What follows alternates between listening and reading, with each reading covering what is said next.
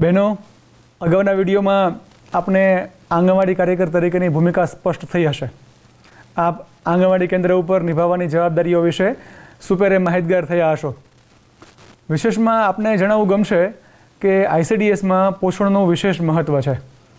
પોષણ એ આઈસીડીએસ યોજનાનું હૃદય છે. શરીરમાં જેમ હૃદય સ્વસ્થ ન હોય તો મનુષ્યને વિવિધ બીમારીઓનો સામનો કરવો પડે છે. તેવી જ રીતે આઈસીડીએસ યોજનામાં લાભાર્થીઓમાં પોષણનું સ્તર જોખમાય તો તેની સીધી અસર આંગણવાડીના કાર્યકર ઉપર થાય છે.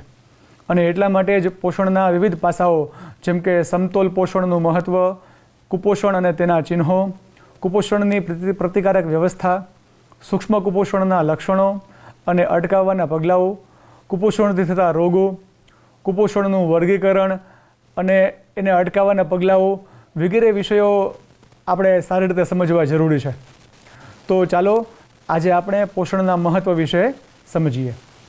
નમસ્કાર બહેનો, આજનો આપણો જે વિષય છે એટલે આપણે તાલીમ જે તમે લોકો લઈ રહ્યા છો એમાં મહત્ત્વનો જે વિષય હમણાં આપને સમજાવ્યો એ પ્રમાણે આજનો મહત્ત્વનો વિષય છે પોષણ. આઈસીડીએસમાં પોષણ એ જે 6 સેવાઓ છે એ 6 સેવાઓ પૈકીની સૌથી મહત્ત્વની જે સેવા છે એ પોષણ છે. પૂરક પોષણ જેમ હમણાં આપણને સમજાવ્યું કે આઈસીડીએસનું હૃદય છે, તો પૂરક પોષણ શું છે, આ યોજના શું છે, આઈસીડીએસમાં તમે જ્યારે કામ કરશો તો પૂરક પોષણમાં તમારે કેવી રીતે કામ કરવાનું છે, આ યોજના શું છે એ આપણે આજે સમજીએ. તો આપણે શરૂઆત કરીએ.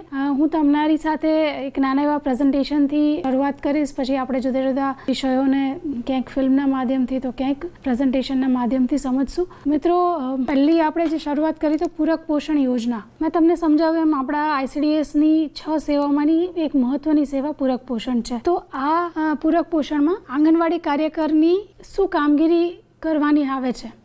બહેનો, આપણે પૂરક પોષણમાં આપણે વાત કરતા હતા. તો પહેલાં તો પૂરક પોષણના લાભાર્થી કોણ છે એ તમને હું સમજાવું. તો આપણા આંગણવાડીના જે લાભાર્થીઓ છે 2 કેટેગરીમાં વહેંચાયેલા છે. એક કેટેગરી એવી છે જે લાભાર્થીઓ તમારી સાથે રોજ રહે છે, એ 3 થી 6 વર્ષના છે.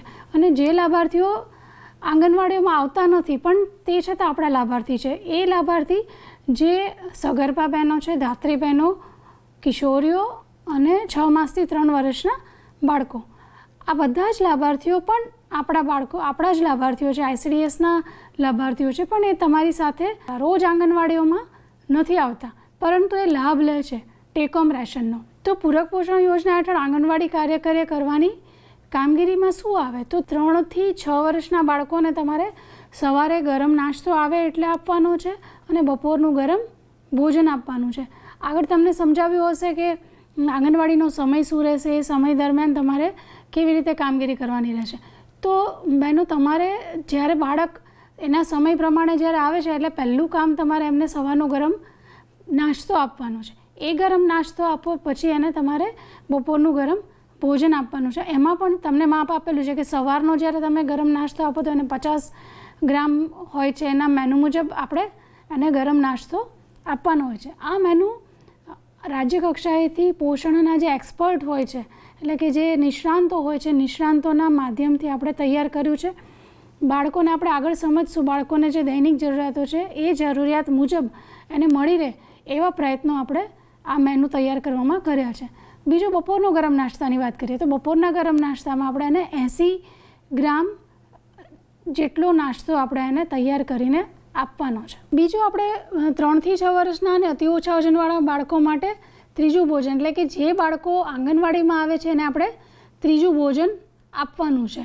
તો આ ત્રીજું ભોજન શું છે એ પણ આપણે આગળ સમજશું. હવે બીજું છે 6 માસથી 3 વર્ષના બાળકો અને 3 થી 6 વર્ષના બાળકો જે અતિ ઓછા વજનવાળા છે, સગર્ભા ધાત્રી, મેં જે તમને આગળ કીધું કે જે બાળકો આંગણવાડીઓમાં નથી આવતા પણ તમારા લાભાર્થીઓ છે એમને તમારે ઘરે THR એટલે ટેક હોમ રેશન એટલે ટેક હોમ રેશન તરીકે તમારે એમને ઘરે આપવાનું છે અને ઘરે એને તમારે આ પૂરક પોષણ પૂરું પાડવાનું છે.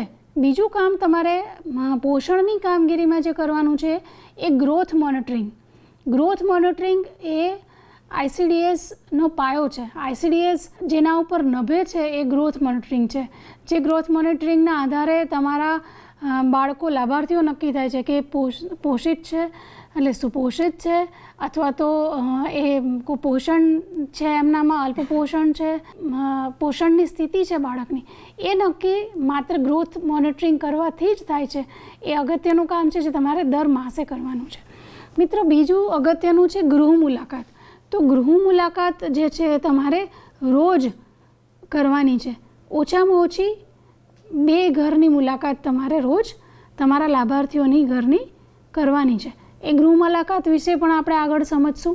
બીજું, મંગળ દિવસની ઉજવણી.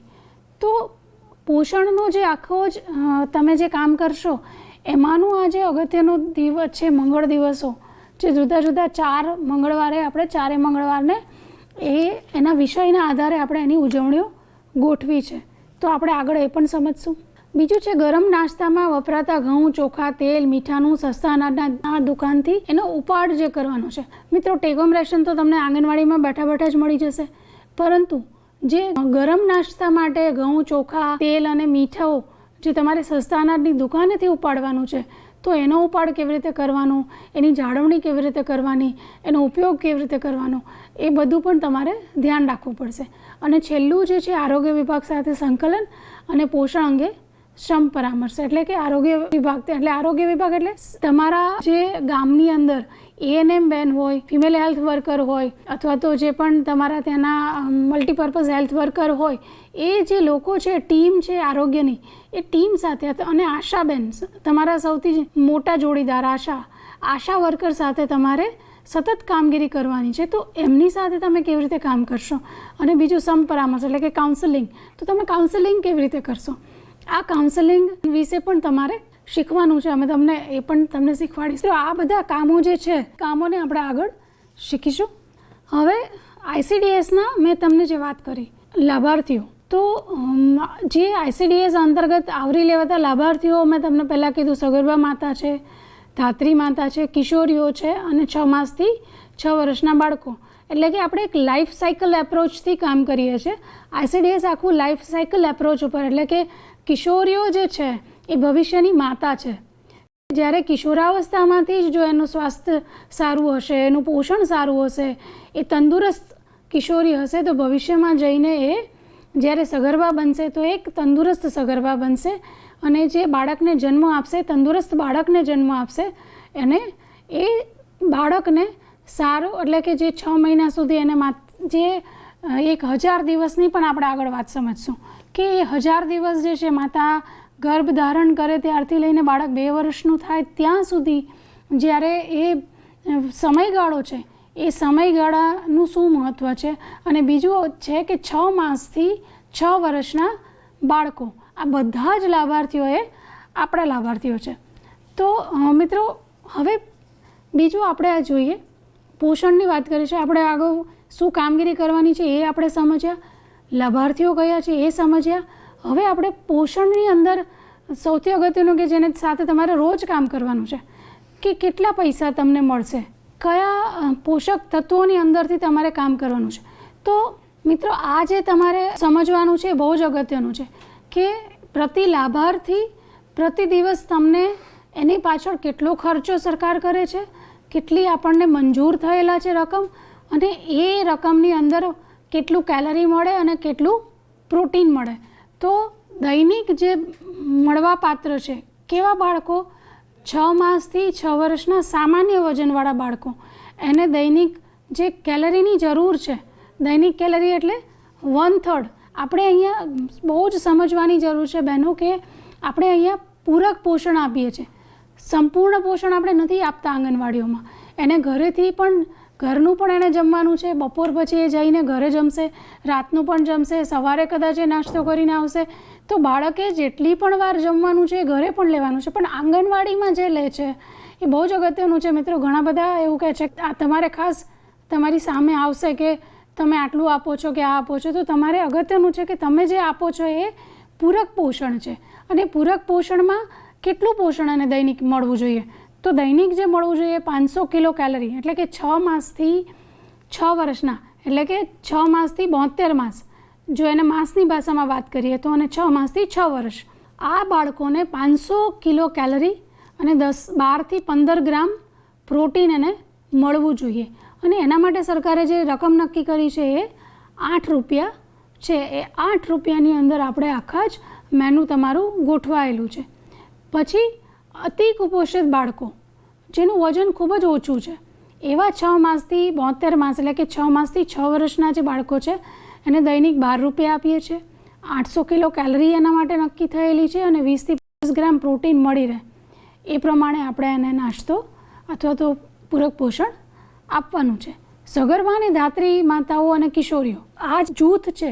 આ જૂથના લાભાર્થીઓ માટે દૈનિક 600 કિલો કેલરી, 18 થી 20 ગ્રામ પ્રોટીન અને 9.5 રૂપિયાના માટે દૈનિક ફાળવેલા છે. તો આ થઈ નાણાકીય જોગવાઈ. આના માટે જેમ અગાઉ વાત કરી એમ સગર્ભા ધાત્રી કિશોરી અને 6 માસથી 3 વર્ષના બાળકો માટે તો ટેકમ રેશન છે જે સરકાર એને સીધું પૂરું પાડે છે. એમાં તમારે એની ચિંતા નથી કરવાની. પણ જે આંગણવાડીના બાળકો છે કે જે આંગણવાડીમાં તમારી પાસે આવે છે એ બાળકોને તમારે જે આહાર આપવાનો છે એની ગણતરી તમારે શીખવી પડશે. આપણે આગળ જોઈએ તો ગરમ નાસ્તા માટે આંગણવાડી કક્ષાએ જે સ્થાનિક ખર્ચ કરવાનો છે. એટલે મિત્રો તમને આંગણવાડીમાં જ્યારે તમે આંગણવાડી વર્કર થઈને તમે જ્યારે કામ કરો છો ત્યારે તમને ઘઉં, ચોખા, હમણાં આપણે આગળ મેં જણાવ્યું કે સસ્તા અનાજની દુકાનેથી તમે ઘઉં, ચોખા, તેલ, મીઠું એ તો તમે ત્યાંથી લઈ આવશો. એ સરકાર તમને એના માટે તમારે ખર્ચો કરવાની જરૂર નથી. સરકાર સીધું તમને પ્રોવાઈડ કરશે બાળકોને આહાર બનાવીને આપવા માટે.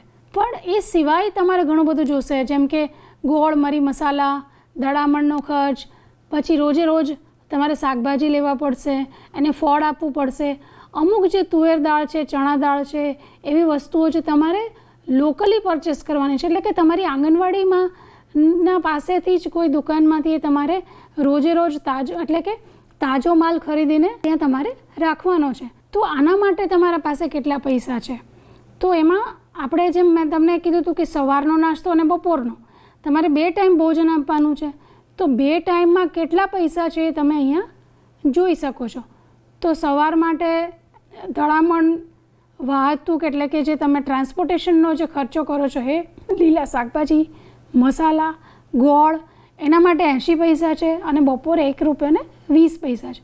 આમ 2 રૂપિયા તમને આટલી વસ્તુઓ માટે મળે છે. પછી ફળ સૌથી અગત્યનું છે કે આપણે ગુજરાત સરકાર અઠવાડિયામાં 2 દિવસ લાભાર્થીઓને સિઝનલ ફ્રૂટ આપે છે. સિઝનનું જે પણ મળતું હોય, જામફળ મળે છે, કેળા મળે છે અથવા તો જાંબુ મળે છે, જે સિઝન હોય એ સિઝનમાં જે ફ્રૂટ મળતું હોય, દ્રાક્ષ મળતી હોય, કેરી મળતી હોય, તો દૈનિક 1 રૂપિયો જે છે એ આપણે એના માટે એક નક્કી કરી રાખ્યો છે કે 1 રૂપિયાનું માટે એના માટે રિઝર્વ રાખ્યો છે કે 1 રૂપિયો જે છે 5 રૂપિયામાંથી એ 1 રૂપિયો આપણે ફળ માટે જુદો રાખશું.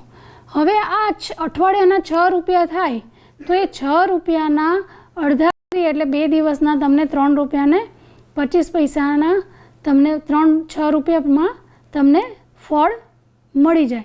આ 6 રૂપિયા મતલબ એક દિવસનું ફળ તમને લગભગ 3 થી 3.25 રૂપિયામાં પડશે. એટલે બાળકને તમે સિઝનલ ફ્રૂટ તમે આપી શકશો. એટલે અહીંયા તમારે ઇન્ટરપ્રિટેશન કરવાની અથવા તો એને સમજવાની બહુ જ જરૂર છે કે 1 રૂપિયો નથી અને તમારે રોજ નથી આપવાનું એ ફળ, પણ રોજનો રૂપિયો તમારે જુદો રાખવાનો છે અને એ રૂપિયામાંથી એટલે કે 6 દિવસના 6 રૂપિયા થાય એમાંથી તમારે અડધા કરી અને એક દિવસે 3 રૂપિયાનું ફ્રૂટ અને જ્યારે બીજો દિવસ આવે ત્યારે એને 3 રૂપિયાનું ફ્રૂટ એટલે કે મંગળવાર અને શુક્રવાર જો નક્કી કર્યો હોય તો મંગળવારે 3 રૂપિયાનું ફ્રૂટ અને બીજું 3 રૂપિયાનું ફ્રૂટ એને બીજા દિવસે. એટલે એમ કરીએ તો લગભગ 6 રૂપિયા ને 25 પૈસા એને એક અઠવાડિયામાં મળે. એટલે કે 3 રૂપિયા ને 12 પૈસાનું એક દિવસનું ફ્રૂટ બાળકને મળે. આ થોડી ડિટેલ હું તમને એટલા માટે સમજાવું છું કે તમને કન્ફ્યુઝન ન થાય કે આ રૂપિયો છે, રૂપિયાનું શું કરવાનું, કારણ કે ઘણા બધા પ્રશ્નો અગાઉ આવ્યા છે. એટલે તમે આ કન્ફ્યુઝન ના રહે અને તમે વ્યવસ્થિત સમજણ સાથે તમે ફિલ્ડમાં જાઓ. બીજું આગળ જોઈએ તો તુવેર દાળ અને ચણા આ મિત્રો તમારે લોકલ પરચેસ કરવાની છે. એટલે કે તમારા આજુબાજુના કરિયાણાના દુકાનમાંથી તમને જે બજાર ભાવે ચણા દાળ ને તુવેર દાળ મળે છે એ જ ભાવ અમે અહીંયા લખ્યા છે.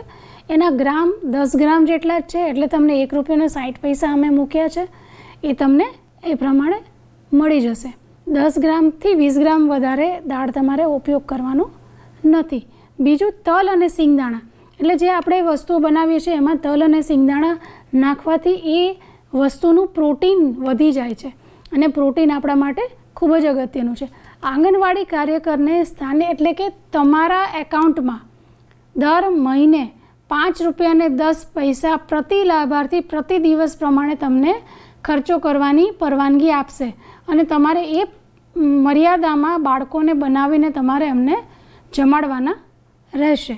હવે આગળ જોઈએ આપણે તો 3 થી 6 વર્ષના બાળકોને અપાતા સવારનો ગરમ નાસ્તો જે છે એ શું હશે? તો તમને એવું થશે કે આમાં શું બનાવીને આપવાનું છે. આપણે મેનુ જોઈએ. મેં તમને પહેલાં જ કીધું હતું કે આપણે જ્યારે મેનુ નક્કી કરીએ છીએ ત્યારે આપણે એમ જ મેનુ નથી નક્કી કરતા. એ મેનુ નક્કી કરવા માટે આપણે ગુજરાતના જે પોષણ સંસ્થાઓ છે, જે પોષણ વિષયક કામગીરી સંભાળે છે, જે નામી સંસ્થાઓ છે જેમ કે MS યુનિવર્સિટી છે, યુનિસેફ છે, અથવા તો બીજા મહત્ત્વની જે સંસ્થાઓ છે એ સંસ્થાઓને આપણે સાથે રાખીએ છીએ. એક કમિટી બનાવેલી છે, એમાં તમે પણ છો મિત્રો, તમારા પણ પ્રતિનિધિ છે. એટલે કે આંગણવાડી વર્કર બહેન પણ અમારા એ કમિટીના મેમ્બર છે. અમારા મુખ્ય સેવિકા પણ એ બહેન કમિટીના મેમ્બર છે. CDPO પણ કમિટીના મેમ્બર છે અને પ્રોગ્રામ ઓફિસરને પણ એ અમે કમિટીના સભ્ય બનાવ્યા છે. આ કમિટી સાથે અમે મેનુ નક્કી કરીએ છીએ કે જેથી કરીને જ્યારે મેનુ નક્કી થાય તો બહેનોની જે પસંદગી છે, એમની અનુકૂળતા છે, એ લોકોને આંગણવાડીઓમાં વધારે સરળ કેવી રીતે રહેશે બાળકોને જમાડવા માટે, કયા મેનુ પસંદ કરશું તો બાળક વધારે પસંદ કરશે ખાવાનું, એ બધું જ નક્કી કરી એના પોષક મૂલ્યો નક્કી કરી અને પછી ડિઝાઇન કર્યું છે. તો આપણે એ જોઈએ. તો સોમવારે સુખડી અને ફળ, એટલે કે માનો કે ફળ આપણે અઠવાડિયામાં મેં આગળ કીધું તો 2 દિવસ છે, તો સોમવારે ફળ છે, એની સાથે આપણે સુખડી આપીએ છીએ. તો સુખડી અને ફળ. મંગળવારે શાકભાજી ઉમેરેલો વઘારેલી ખીચડી, શાકભાજી ઉમેરેલી એટલે તમને જે કંઈ લીલા શાકભાજી તમારા ત્યાં ઉપલબ્ધ હોય એ બધા જ, વટાણા છે, ટમેટાં છે, બટાકા છે, એ સિવાય પણ તમે એમાં ફ્લાવર છે, કોબી નાખી શકો. સૌથી અગત્યનું સરગવાના પાન, એ પણ તમે એની અંદર નાખો. સરગવાનો મેક્સિમમ ઉપયોગ તમે લીલા શાકભાજી જ્યારે પણ નાખો ત્યારે કરો. બુધવારે શીરો છે. અને મિત્રો મંગળવારે જે મેં તમને આગળનું મેનુની વાત કરી, શાકભાજી ઉમેરેલી, તો દરેક બાળક દીઠ તમારે 10 ગ્રામ જ શાકની માત્રા રાખવાની છે. બુધવારે શીરો છે. ગુરુવારે લીલી ભાજીના વઘારેલા મૂઠિયા અને ફળ. ફરીથી અહીંયા આપણે ગુરુવારે ફળ આપીશું. તો લીલી ભાજીના વઘારેલા મૂઠિયા એટલે લીલી ભાજી કોઈ પણ હોઈ શકે, એમાં મેથી હોઈ શકે, પાલક અથવા તો સરગવાના પાનના મૂઠિયા બને. જે પણ તમને લીલી ભાજી અવેલેબલ હોય એ તમે એનું બનાવવાનું છે. શુક્રવારે શીરો અથવા તો સુખડી અને શનિવારે ગળ્યા પુડલા અથવા તો ગળી ભાખરી બનાવવાની છે. 3 થી 6 વર્ષના બાળકોને અપાતા બપોરનું ગરમ ભોજન જે છે મેં તમને પહેલાં કીધું એ આપણે 80 ગ્રામ આપીએ છીએ. બાળક બહુ નાનું હોય છે એટલે એનું પેટ પણ ખૂબ નાનું હોય છે એટલે એકસાથે વધારે પચાવી શકતું નથી. આથી બાળકને આપણે જ્યારે પણ આપીએ તો થોડું થોડું આપશું જેથી એ પચાવી શકે અને એ જે પણ ખાય છે એના તમામ પોષક તત્વો એના આહારમાંથી એના શરીરમાં મળી રહે, એ સૌથી અગત્યનું છે. તો આ મેનુમાં છે સોમવારે લીલી ભાજી અથવા તો શાક ઉમેરેલા મસાલાવાળી ભાખરી અથવા તો થેપલા આપણે કરશું. એમાં 10 ગ્રામ પ્રતિ બાળક સરગવાના પાન. મેં તમને પહેલાં જ હમણાં કીધું કે સરગવાના પાનનો આપણે મેક્સિમમ ઉપયોગ કરશું. બેનો આ અમૃત ફળ છે એટલે કે જેમાંથી જ પોષક તત્વો મળી રહે છે. સરગવાની અંદર એટલા બધા પોષક તત્વો છે જેમાં આયર્ન, કેલ્શિયમ, મિનરલ્સ ખૂબ પ્રમાણમાં છે અને એવું દેશી વૃક્ષ છે જે આજુબાજુ ગમે ત્યાં ઉગે છે અને અઢળક પ્રમાણમાં એની અંદર પોષક તત્વો છે એટલે આ ખાસ રહેશું. તુવેર દાળ આપણે લચકો એટલે કે દાળ જે આપણે ઘટ દાળ કરીએ, લચકા દાળ જે આપણે કરીએ અથવા તો ઘણી જગ્યાએ દાળના વરણ તરીકે પણ બોલીમાં વપરાય છે. તો તુવેર દાળ આપણે એની સાથે રાખશું. મંગળવારે લીલી ભાજીના વઘારેલા મૂઠિયા, એમાં બેનો 10 ગ્રામ પ્રતિ બાળક સરગવાના પાનને ઉમેરીશું. બીજા ભાજી તો તમે ઉમેરજો જ, પણ સરગવાના પાનને પણ થોડા એમાં યા તો એકલા સરગવાના પાન રાખો અથવા તો જો તમે બીજી ભાજી નાખો છો તો પણ થોડા એમાં ઉમેરો. બુધવારે ભાત, તુવેર દાળ, લચકો, પ્રતિ બાળક સરગવાના પાન ઉમેરો. ગુરુવારે શાકભાજી ઉમેરેલો પુલાવ, શુક્રવારે દૂધીના ઢેબરા, શનિવારે વઘારેલા ઢોકળા અથવા તો ઇડલી. આ રીતે તમારે એમને મેનુ મુજબ તમારે નાસ્તો એને ગરમ આપવાનો છે. હવે આંગણવાડીમાં અપાતા ફળ બાબત મેં તમને પહેલાં જ વાત કર્યું ફરીથી સ્પષ્ટતા કરું છું, કારણ કે ઘણી બધી બહેનો અથવા તો ફિલ્ડમાં ઘણા બધાને મુશ્કેલી થાય છે કે રોજનો રૂપિયો, તો આ કેલ્ક્યુલેશન એકવાર તમે સમજશો તો તમને સમજાઈ જશે કે એક દિવસમાં આંગણવાડીના બાળકોને ફળ માટે ચૂકવવામાં આવતી રકમ પ્રતિ માસ પ્રતિ બાળક 25 રૂપિયા છે. એટલે કે રોજનો રૂપિયો તમારા 25 દિવસ થાય. આંગણવાડીના કામના દિવસો જે છે એક મહિનાના 25 દિવસ છે, તો 25 રૂપિયા થયા રોજના રૂપિયા પ્રમાણે. માસમાં તમારે ફળ કેટલું આપવાનું છે, તો અઠવાડિયામાં 2 દિવસ, એટલે તમારા મહિનાના કેટલા દિવસ થયા? 8 દિવસ.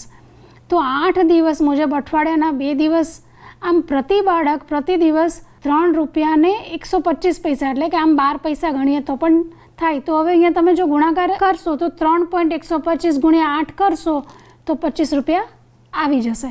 એટલે આ વસ્તુ તમારે ખાસ ધ્યાનમાં રાખવી પડશે. હવે મિત્રો આપણે ટેક હોમ રેશનની વાત કરીએ તો મેં તમને કીધું હતું કે આંગણવાડીઓમાં જેટલા બાળકો તમારી પાસે આવે છે, એટલે કે જેટલા લાભાર્થીઓ તમારા છે, તમારી જે વસ્તી હશે લગભગ 1000 અથવા તો 800ની વસ્તી હશે, એ વસ્તીમાં જે બાળકો હશે ને એમાંથી આંગણવાડીમાં જે બાળકો આવે છે ને એના 60% બાળકો જે છે ને એ તમારા સગર્ભા ધાત્રી, કિશોરી અને 6 માસથી 3 વર્ષના બાળકો, એટલે મેક્ઝિમમ હિસ્સો જે છે તમારા એ બાળકોનો છે જે તમારું ટેક હોમ રેશન લે છે. અને આ બાળકોને પણ તમારે એટલું જ પૂરક પોષણ આપવાનું છે. હમણાં આપણે આગળ જોયું ને કે 1 કેલરી 500 કિલો કેલરી, 12 થી 15 ગ્રામ પ્રોટીન, તો એ પણ આમાંથી તમે જોશો 6 માસથી 3 વર્ષના બાળકો, 3 થી 6 વર્ષના અતિ ઓછા વજનવાળા બાળકોને આપણે જે ટેક હોમ રેશન આપીએ છીએ એ બાલ શક્તિ આપીએ છીએ. મિત્રો સૌથી અગત્યનું છે કે આ ટેક હોમ રેશન આવે છે ક્યાંથી, કોણ બનાવે છે, તો અને તમારા સુધી કેવી રીતે પહોંચે છે એ તમારે જાણવું જરૂરી છે. પછી આપણે જાણીએ કે ટેક હોમ રેશનમાં શું છે. તો આ take home ration Gujarat cooperative milk marketing federation, જેને અમૂલના નામે તમે ઓળખો છો, એ અમૂલની જેટલી ડેરીઓ છે, સુમૂલ, અમૂલ અને બનાસ ડેરી દ્વારા એ પૂરું પાડવામાં આવે છે. બીજું સત્વ ફોર્ટિફાઈડ મીઠું. બહેનો આપણા બધામાં, મારા તમારામાં અને લગભગ 60% પબ્લિકમાં, સગર્ભા બહેનો હોય, ધાત્રી બહેનો હોય, કિશોરીઓ હોય, બચ્ચાઓ હોય, બધામાં એનિમિયાનું પ્રમાણ ખૂબ જ છે. તો આ એનિમિયાના પ્રમાણને ઓછું કરવા માટે આપણે આયોડિન અને આયનયુક્ત મીઠું આપણે આપીએ છીએ. એ સત્વ ફોર્ટિફાઈડ મીઠા તરીકે આપણે એને ઘરે આપીએ છીએ. હવે ટેક હોમ રેશનનું વિતરણ સમુદાયમાં પ્રતિનિધિ દ્વારા થાય એના માટે આપણે ચોથા મંગળવારે આપણે એનું વિતરણ કરાવીએ છીએ અને એનું ઓનલાઈન મોનિટરિંગ પણ થાય છે. મિત્રો આપણે ટેક હોમ રેશન શું છે, કેવી રીતે એ તમારા આંગણવાડી સુધી પહોંચે છે, એની આખી જ પ્રક્રિયા કેવી રીતે થાય છે એને આપણે એક મૂવીથી સમજીએ. તો આપણે પહેલા એક મૂવી જોઈએ. स्वस्थ एवं बलवान नागरिक राष्ट्र की हड्डी है. पोषण और स्वास्थ्य के करीबी संबंध का कौन इनकार कर सकता है. पोषण विज्ञान में लाइफ साइकिल या जीवन चक्र अभिगम को कारगर माना गया है. स्वस्थ मातृत्व ही स्वस्थ बाल्यावस्था की चाबी मानी गई है. लेकिन इस जीवन चक्र का प्रारंभ किशोर अवस्था से होता है. इसीलिए पोषण चक्र में किशोरी, माता और बालक तीनों का अपना अपना महत्व है.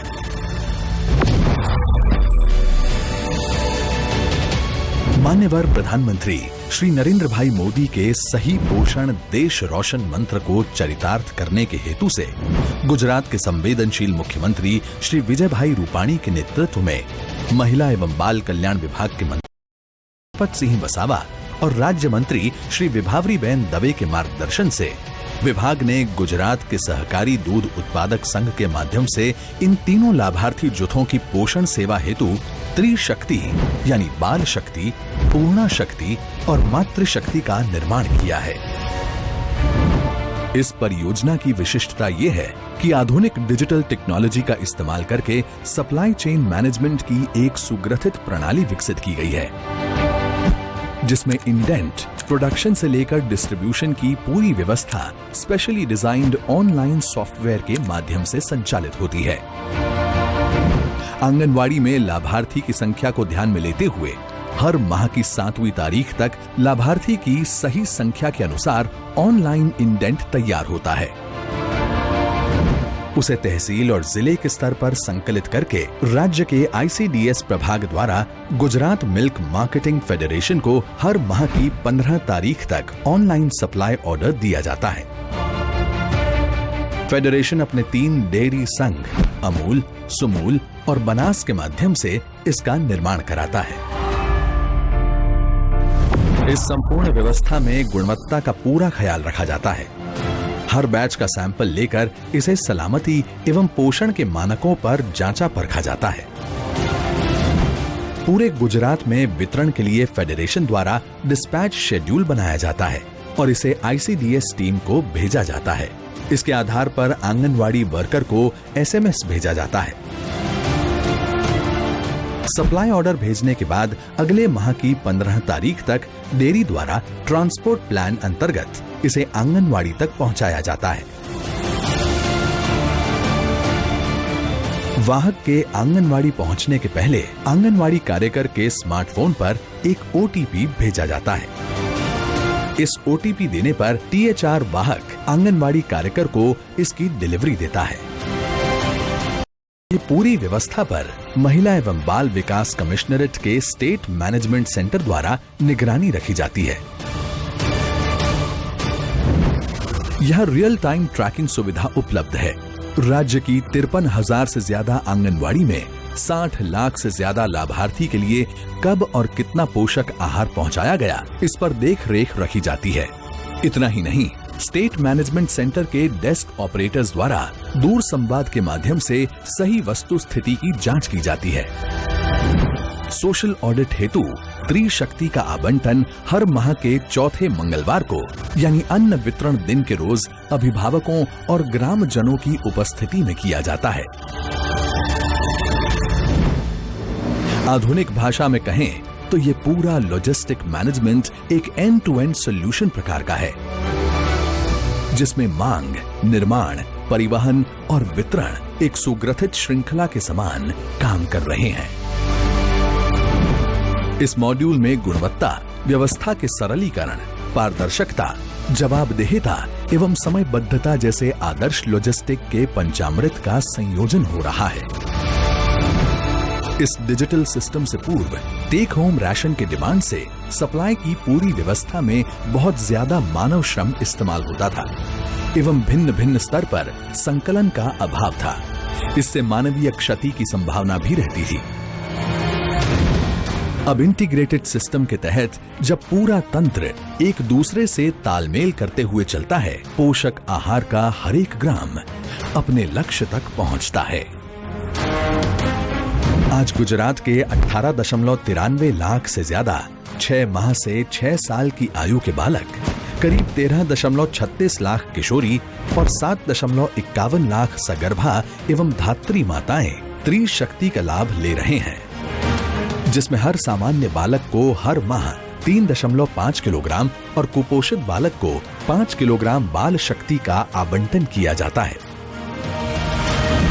इसी तरह हर किशोरी और सगर्भा धात्री माता को पूर्णा शक्ति एवं मातृशक्ति का 4-4 किलोग्राम वितरण किया जाता है। राज्य सरकार के महिला एवं बाल विकास विभाग द्वारा रुपए 900 करोड़ की लागत से सालाना 1.68 लाख मेट्रिक टन त्रिशक्ति का उत्पादन और वितरण किया जाता है। त्रिशक्ति से अलग अलग 70 प्रकार के स्वादिष्ट व्यंजन बनाए जाते हैं। इसे लोकप्रिय बनाने के हेतु से एक रेसिपी बुक बनाई गई है। आंगनबाड़ी में आयोजित कम्युनिटी बेस्ड इवेंट्स के दौरान त्रिशक्ति से व्यंजन बनाने की विधि का निदर्शन भी किया जाता है।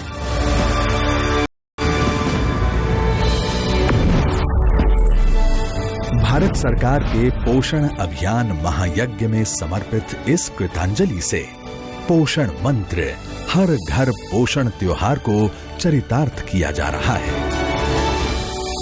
आंगनबाड़ी को मिला नंद घर शीर्षक मानो यथार्थ हो रहा है। आओ सब मिलकर स्वस्थ एवं पुष्ट भारत का निर्माण करें।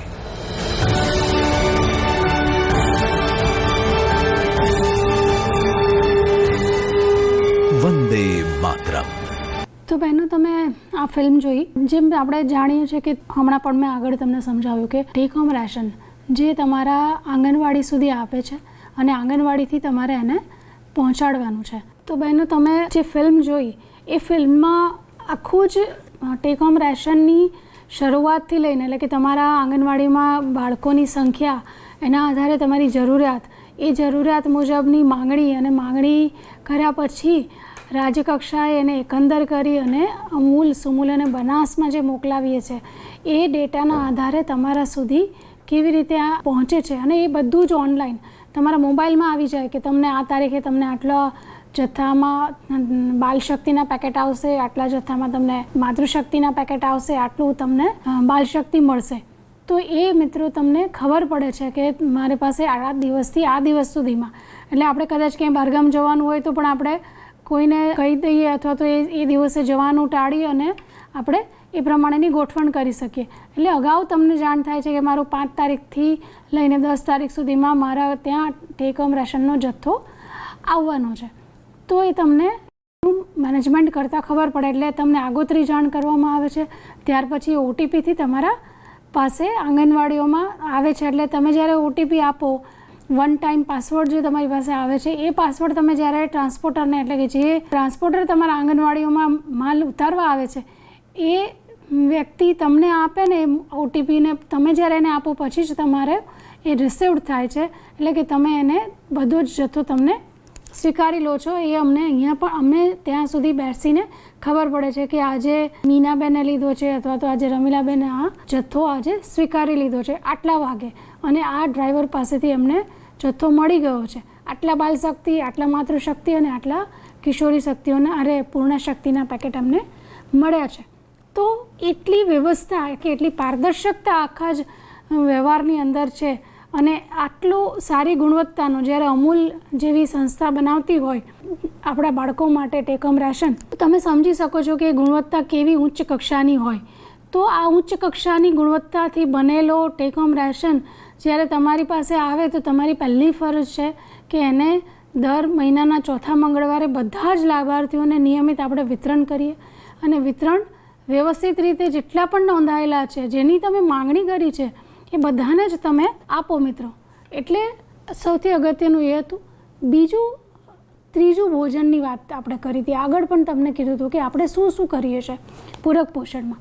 હવે આ ત્રીજું ભોજન છે એ શું છે? તો જે બાળકો ઓછા વજનવાળા છે, અતિ ઓછા વજનવાળા છે, જેને વધારે પ્રોટીનની જરૂર છે, એટલા માટે કે ત્રીજું ભોજન આપણે એને વધારાનું પૂરક પોષણ આપવા માટે, એટલે કે સવારનો નાસ્તો તો આપણે એને આપશું જ, બપોરનું ગરમ ભોજન પણ આપશું. પછી અતિ ઓછા વજનવાળા જે બાળકો છે, લાલ ઝોનમાં આવે છે, તો એને આપણે 4 પેકેટ વધારાના બાળશક્તિના પણ આપશું. એ સિવાય આપણે એને આ લાડુ આપવાના છે ત્રીજા ભોજન તરીકે. 50 ગ્રામના લાડુ હશે. એની જે દૈનિક પ્રતિ લાભાર્થી પ્રતિ દિવસની જે કિંમત છે એ 3 રૂપિયા માટેની ખર્ચ કરવાની તમને મંજૂરી આપેલી છે. એમાં ઘઉંનો કરકરો લોટ 5 ગ્રામ જ છે. ચણાનો લોટ વધારે છે મિત્રો, એટલા માટે કે એમાં પ્રોટીન વધારે છે. ને એ બાળકોને, જે પોષિત બાળકો છે, જેનું વજન ઓછું છે, એને પ્રોટીનની કમી વધારે હોય છે. એમાં ગોળ, તેલ અને સિંગદાણા આનો બનાવેલો એક લાડુ આપણે એને ઘરે આપવાનો છે. આ થયું ત્રીજું ભોજન જે તમારે રોજે જ તમારા આંગણવાડીમાં બનાવીને આપવાનું છે. બીજું, દૂધ સંજીવની યોજના. એ દૂધ સંજીવની યોજના આખા રાજ્યમાં નથી, પરંતુ આદિજાતિના જે નક્કી કરેલા તાલુકાઓ છે, લગભગ બધા જ તાલુકાઓમાં છે. બધા જે જિલ્લા છે, આદિજાતિ જિલ્લાઓ છે, 14 જિલ્લાના તાલુકાઓ અને વિકાસશીલ તાલુકા, એમ કુલ મળીને આપણા ICDSના 109 ઘટકની અંદર આ યોજના ચાલુ છે. આ યોજના અંતર્ગત 6 માસથી 6 વર્ષના બધા જ બાળકોને અઠવાડિયામાં 5 દિવસ 100 ml દૂધ આપણે આપીએ છીએ. અને સગર્ભા અને ધાત્રી માતાઓને 200 ml ફોર્ટિફાઈડ ફ્લેવર્ડ દૂધ આપવામાં આવે છે. એટલે વિટામિન A અને D ખાસ ઉમેરેલું દૂધ છે. એટલે આપણે ખાસ તમારે કરવાનું છે કે તમારા વિસ્તારમાં જો આ યોજના ચાલુ હોય તો તમારા બધા જ લાભાર્થીઓ આ યોજનાનો લાભ લે. હવે સૌથી અગત્યનું જે છે એ સચોટ વૃદ્ધિ દેખરેખ માટેના પગલાં. જે આપણે અગાઉ વાત કરી હતી કે જે પૂરક પોષણ છે, તો એ પૂરક પોષણ કાર્યક્રમમાં તમારે શું શું કામ કરવાનું છે. તો એક તો તમારે મેનુ મુજબ નાસ્તો આપવાનો છે, અને એના પછીનો સૌથી અગત્યનો જે પગલું છે સચોટ વૃદ્ધિ દેખરેખ માટેના પગલાં. તો પહેલું પગલું શું છે, એટલે બાળકની સાચી ઉંમર નક્કી કરવી. પહેલાં તો બહેનો બહુ મુશ્કેલી હતી કે આપણી પાસે બાળક જન્મે ને એની પાસે એના માતા પિતાને એના જન્મની તારીખ જ ખબર ન હોય, ક્યારે જન્મ્યો તો પૂછીએ કેવડું થયું, ક્યારે રજિસ્ટ્રેશન કરાવે, કંઈ ખબર જ ન હોય. પરંતુ હવે તો તમે જ એટલા એલર્ટ રહેશો કે જ્યારે પણ માં જ્યારે સગર્ભા હોય ત્યારથી જ જ્યારે આપણે લાભાર્થી હોય તો એનું ડિલિવરી થાય ત્યારે પણ તમે ત્યાં એના ઘરની મુલાકાત કરશો. એટલે વજન એનું જન્મનું વજન, જન્મની તારીખ, આ બધું તમે પણ નોંધી શકશો. પણ અમુક બાળકો એવા રજિસ્ટર્ડ થાય છે જે બહારથી આવે છે, જે સ્થળાંતર થઈને આવે છે, એની જન્મ તારીખની તમને ખબર ન હોય. તો એના માટે એ વખતે એનું પોષણનું સ્તર નક્કી કરવું ખૂબ અઘરું છે. એટલે પહેલું જે પગલું છે એ પહેલું પગલું બાળકનું સાચી ઉંમર નક્કી કરવી. બીજું બાળકનું સચોટ વજન કરવું. બાળકનું વજન સચોટ કરશું કારણ કે ઉંમરના પ્રમાણમાં વજન આપણા માટેનો મહત્ત્વનો માપદંડ શું છે, ઉંમરના પ્રમાણમાં બાળકનું વજન કેવું છે એના ઉપરથી એનું પોષણ સ્તર નક્કી થાય. તો વૃદ્ધિ આલેખ ઉપર તેનું સચોટ નિર્ધારણ. તમને અમે વૃદ્ધિ આલેખ કેવી રીતે કરાય એ પણ શીખવશું કે તમારી પાસે એક ચાર્ટ હશે, ચાર્ટની અંદર એક લાલ પટ્ટો હશે, એક પીળો પટ્ટો હશે અને એક લીલો પટ્ટો હશે. તો બાળક ક્યાં હોવું જોઈએ? તો પીળા પટ્ટામાં હોય તો એ ઓછું વજન છે, લાલ પટ્ટામાં હોય તો એ અતિ વજન છે, અને જો બાળક ગ્રીન ઝોનમાં છે એટલે કે લીલા પટ્ટા ઉપર હોય તો એ બાળક સામાન્ય વજનવાળું કે નોર્મલ વજન ધરાવતું બાળક છે. તો આ તમારે ત્યાં નક્કી થાય છે. પછી વૃદ્ધિ વળાંકની દિશાઓનું અર્થઘટન. તમે જ્યારે એ ચોપડામાં પ્લોટિંગ કરો ને તો ત્યાં એ રેખા ઉપર જાય છે, ઉપરથી પછી ઉપર જાય એટલે વજન વધે છે, નીચે જાય એટલે એનું વજન ઘટે છે. તો આ વૃદ્ધિ વળાંકની દિશાઓનું અર્થઘટન તમારે સમજવાનું છે. આ એનું ચોથું પગલું છે. પાંચમું પગલું શું છે?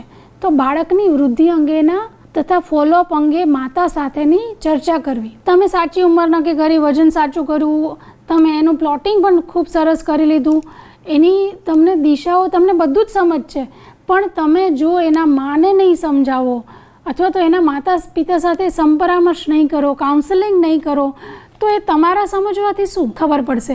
જ્યાં સુધી, કારણ કે તમારી પાસે તો બાળક 3 કલાક રહેશે કે 4 કલાક રહેશે, સૌથી વધારે સમય તો એના પરિવાર સાથે રહેવાનું છે. એટલે બાળકની જે સ્થિતિ છે એની સમજણ તમારે તમારા જે લાભાર્થી છે એના માતા પિતાને આપવાની છે. અને સૌથી અગત્યનું કામ છે કે તમે કેવી રીતે સમજાવો છો એને. તમે જે સમજ્યા છો એ તમારે એના માને, એના વાલીને સમજાવવાનું છે કે બાળક તમારું પીળા પટ્ટા ઉપર છે એટલે કે ઓછું વજન ધરાવે છે, અથવા તો લાલ પટ્ટા ઉપર છે એટલે કે અતિ ઓછું વજન ધરાવે છે. તો એવા કિસ્સામાં એણે શું કાળજી રાખવી જોઈએ, એને કેવો પૂરક પોષણ આપવું જોઈએ, એને કેવી દવાઓ આપવી જોઈએ, અથવા તો શું એને મેડિકલ ટ્રીટમેન્ટની જરૂર છે, તો એવા વખતે એને શું કરવું જોઈએ. આ બધું જ તમારે એને સંપરામર્શમાં તમારે સમજાવવું પડશે. મિત્રો, ત્યાર પછી જે અગત્યનું છે પોષણ અને કાળજી. પોષણની કાળજી જે મેં વાત કરી કે તમે નક્કી તો કરી લીધું કે એનું કયું ધોરણ છે, તો બાળકની વૃદ્ધિ અને સંતુલિત વિકાસ, કાળજીની ગુણવત્તા અને બાળકની તબિયત અને પોષણના દરજ્જા ઉપર એનું સંતુલિત વિકાસ થાય એના માટે 3 શરતો. તો કઈ 3 શરતો? એક, એને પૂરતો આહાર મળવો જોઈએ, જે આપણે આગળ સમજ્યા કે પૂરતો આહાર શું અને કેવી રીતે આપવાનો. બીજું, એની પૂરતી કાળજી લેવાની. તો પૂરતી કાળજી શું કે બાળક સ્વચ્છ રહે, સ્વસ્થ રહે, નિયમિત જેટલો પણ આહાર મળવો જોઈએ બધું મળી રહે, એની રસીકરણ નિયમિત થાય. ત્રીજું અગત્યનું કે વારંવાર થતી માંદગી સામે એને રક્ષણ મળે, એટલે કે બાળક વારે વારે બીમાર ન પડે. જો એ બાળક વારંવાર બીમાર થઈ જશે તો બીમારીના કારણે એનું વજનમાં ઘટાડો આવ્યા જ કરશે અને એના કારણે એ વધારે, એટલે બાળક બીમાર થાય છે એટલે કુપોષિત થાય છે, અને બાળક કુપોષિત છે એટલા માટેનું બાળક બીમાર થાય છે. આ એક સિક્કાની 2 બાજુ જેવું છે કે બાળક બીમાર છે તો કુપોષિત થાય છે, અને બાળક કુપોષિત છે એટલા માટે બીમાર થાય છે. એટલે પોષણની કાળજી અને ખાસ રાખવાની છે. બીજું, કુપોષણ શું છે? તમારે સતત સાંભળવાનો જે એક શબ્દ છે ને એ કુપોષણ. કારણ કે પોષણની કામગીરી જ આપણે કરીએ છીએ, પોષણની જવાબદારી તમારી ઉપર છે. માતાનું પોષણ, કિશોરીઓનું પોષણ, બાળકોનું પોષણ તમારી ઉપર છે. એટલે પોષણ શું છે ને એ જાણવું તો બહુ જ અગત્યનું છે. તો આપણે પોષણનું જાણીએ તો પોષણ એટલે ની સ્થિતિ અમુક જરૂરી આવશ્યક પોષક તત્વોની ઓછી માત્રામાં હોવું, એટલે કે જે તમારા પોષક તત્વો છે એનું ઓછી માત્રામાં હોવું, શરીરમાં પૂરતી માત્રામાં ન લેવાથી અથવા તો ઉપયોગ ન થવાના કારણે આ કુપોષણની સ્થિતિ ઉત્પન્ન થાય છે. કુપોષણની સ્થિતિ કેમ ઉત્પન્ન થાય છે કે જે પોષક તત્વો તમારા શરીરમાં જરૂરી છે એ બધા જ પોષક તત્વો તમને પૂરતા મળતા નથી, અથવા તો જે માત્રામાં જોઈએ છે એ માત્રામાં તમને મળતા નથી. એના કારણે કુપોષણની સ્થિતિ ઊભી થાય છે. હવે મુખ્ય પોષક તત્વો કયા કયા છે? આપણા સ્વાસ્થ્ય માટે 40થી પણ વધુ પોષક તત્વો મહત્વપૂર્ણ છે અને આપણા શરીરમાં કામની પ્રતિક્રિયા મુજબ પોષક તત્વોના 2 સમૂહમાં વહેંચાયેલા છે. કયા? 40થી પણ વધારે. મિત્રો, તમને એમ થતા હશે કે આ 40થી પણ વધારે પોષક તત્વો ક્યાંથી આવે છે? તો આપણા જે રોજિંદા ખોરાક છે, જે આપણે ખાઈએ છીએ, ફળ, શાકભાજી, અનાજ, કઠોળ, દૂધ, આ બધામાંથી તમને પોષક તત્વો એમાંથી મળી રહે છે. અને એટલા જ માટે એને આપણે હંમેશા સંતુલિત આહારની વાત કરીએ છીએ. એક તો છે ફંક્શનલ ન્યુટ્રિયન્ટ અને બીજું છે ગ્રોથ ન્યુટ્રિયન્ટ. ફંક્શનલ ન્યુટ્રિયન્ટ એટલે એવા પોષક તત્વો જે તમારા શરીરના કામકાજનું આખું ફંક્શન કરે છે, એટલે કે શરીરનું મેન્ટેન કરે છે અને સારી રીતે ચલાવે છે, એનું સંતુલન રાખે છે.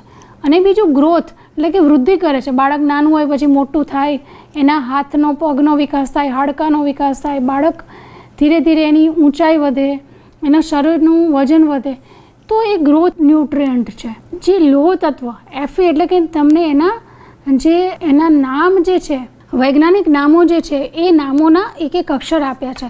તો લોહ તત્વ છે, આયોડીન છે, copper, calcium, selenium, vitamin B, pyridoxine, vitamin B6, niacin, folic acid, riboflavin, આ બધા જ વિટામિન ફંક્શનલ ન્યુટ્રિયન્ટ છે. એ બહુ જ જરૂરી છે. બીજા ગ્રોથ ન્યુટ્રિયન્ટ એટલે નાઇટ્રોજન એટલે કે પ્રોટીન, શરીરમાં ન બનતા હોય એવા protein, potassium, magnesium, phosphorus, sulphur, zinc, sodium, chlorine, આ બધા જ જે છે એ ગ્રોથ ન્યુટ્રિયન્ટ છે. એને જે તમારા વૃદ્ધિ વિકાસમાં અસર કરે છે.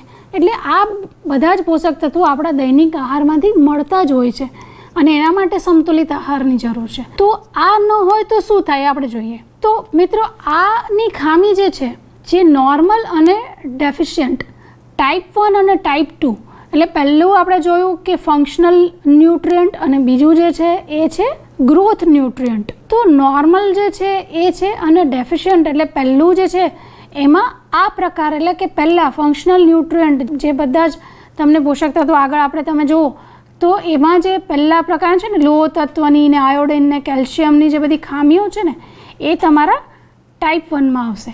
જ્યારે બીજા એટલે કે ટાઈપ 2 જે છે એ ટાઈપ 2માં તમે જોશો કે એ ઠીંગણા છે.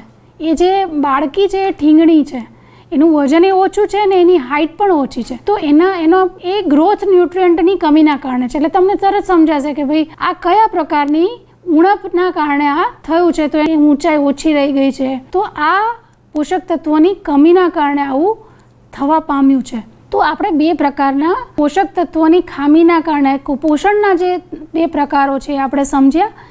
એક તમે જે ટાઈપ 1 અને ટાઈપ 2 કે જેની અંદર પોષક તત્વોથી હાઇટ ને બધું દેખાય છે પણ એનું વજન વધારે નથી, અને બીજામાં ઠીંગણાપણું છે.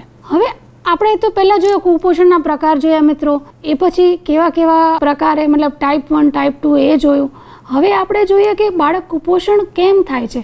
તો શરીરની અંદર જ્યારે બાળકને પૂરતું પોષણ માનો કે જેમ કે ન મળે તો કુપોષણ થવાના કારણે બાળકને આહાર ઓછો મળે, એટલે કે ઘરમાં એને જે પ્રકારે અથવા તો જે માત્રામાં જેને લેવાનો છે, જેમ કે રસીકરણ મોડું થવાના કારણે, એક તો સૌથી અગત્યનું છે કે રસીકરણ મોડું થાય તો એના કારણે જે રોગો સામે એને રક્ષણ મળવું જોઈએ, જો પ્રોપર રક્ષણ ન મળે, રક્ષિત ન થઈ જાય રસીથી, તો પણ એને કુપોષણ થાય છે. ઓછું ધાવણ અને ઓછો ખોરાક, એટલે કે 6 મહિના સુધી માત્ર માતાનું ધાવણ આપવાનું છે. 6 મહિના પછી એને માતાના ધાવણ સાથે એટલે કે માતાના દૂધની સાથે સાથે એને ઉપરી આહાર પણ શરૂ કરવાનો છે. આ જો મોડું થાય તો પણ કુપોષણ થવાના ચાન્સીસ વધી જાય છે. માતાનું દૂધ મોડેથી મળવાના કારણે ખરેખર માતાનું દૂધ જન્મના પહેલા જ કલાકમાં પીવડાવવું જોઈએ. જેમ કહેવાય છે કે માતાનું દૂધ એ પહેલા કલાકમાં જે પહેલું દૂધ છે એ બાળકની પહેલી રસી છે, એમાં એટલા બધા એન્ટીબોડીઝ છે, એ માતાના દૂધમાં એટલા બધા રોગ પ્રતિકારક શક્તિઓ એની અંદર રહેલી છે, તો એ મોડું મળે તો બાળક વારંવાર બીમાર પડે છે. બાળકને કોલેસ્ટ્રોમ ન પીવડાવવું, એટલે કે કોલેસ્ટ્રોમ એટલે એ જ વાત થઈ કે જે પહેલું ધાવણ છે એને આપણે કોલેસ્ટ્રોમ કહીએ છીએ. ત્યાર પછી બાળકને 6 માસ સુધી ફક્ત માતાનું દૂધ ન મળવાના કારણે, એટલે શું છે કે વચ્ચે વચ્ચે બાળકને કંઈક પાણી પીવડાવશે, અથવા તો કંઈ ગળથૂથી છે, અથવા તો મધનું પાણી, એવા બધા ઉપરથી જો કંઈ પ્રવાહી આપવામાં આવે માતાના ધાવણ ઉપરાંત, તો બાળકને બીમાર પડવાની શક્યતા વધી જાય છે અને આના કારણે કુપોષિત થઈ જાય છે બાળક. શરીરમાં રહેલા સૂક્ષ્મ પોષક તત્વોની ખામી, વિટામિન એ, આયર્ન, આયોડિન, ગામડામાં બીમાર બાળકોને જરૂરી સારવાર ન મળવાના કારણે બાળકો કુપોષિત થાય છે. તો મિત્રો, તમે જોયું એમ, એક તો કુપોષણ થવાના જે તમે સમજ્યા આગળ કે પોષક તત્વો કેવા કેવાની ખામી હોય છે, અને સૌથી અગત્યનું, જ્યારે બાળક 6 માસનું હોય, એ 6 માસ દરમિયાન જો ખરેખર બાળકને માત્ર માતાનું ધાવણ આપણે જો ન આપીએ તો પણ એમાં ઘણી બધી મુશ્કેલીઓ થાય છે. આપણે એક નાનકડી ફિલ્મ જોઈએ, અને ફિલ્મની અંદર આપણે ઉપરી આહાર અને એના મહત્ત્વ વિશે સમજીએ તો તમને થોડું વધારે સમજ પડશે કે એ ફિલ્મની અંદર ઉપરી આહારની વાત કરી છે અને એને માતાના દૂધની પણ સાથે વાત કરી છે.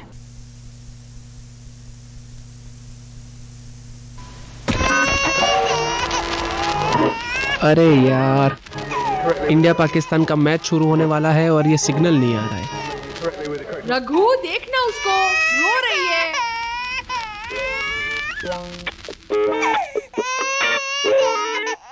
हे भगवान, कुछ कर दे, सिग्नल आ जाए. रघु, वो रो रही है. रघु, देख उसको पहले. ये अचानक स्टेडियम से आवाजें क्यों आ रही? रघु, तेरे को समझ में नहीं आता कब से बच्ची रोए जा रही है? तेरे को कोई फर्क नहीं पड़ता ना? मैच घर में ही शुरू हो गया.